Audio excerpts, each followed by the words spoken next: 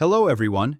In this video, I'm going to show you how to merge two documents or two presentation pages together in Canva. So if you are working on two presentations like this and want to merge them, there's a simple yet effective way to do it, which will save you a lot of time. Here's what you need to do. Go to the grid view for both presentations.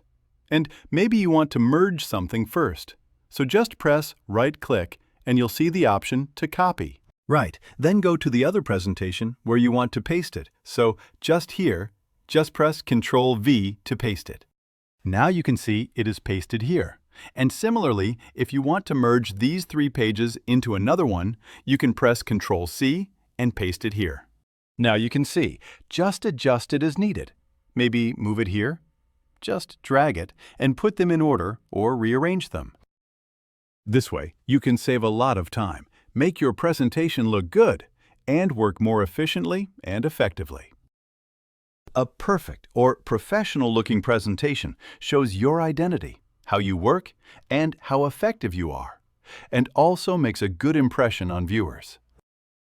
So yes, that's the simple process for merging two documents in Canva within a few seconds or minutes.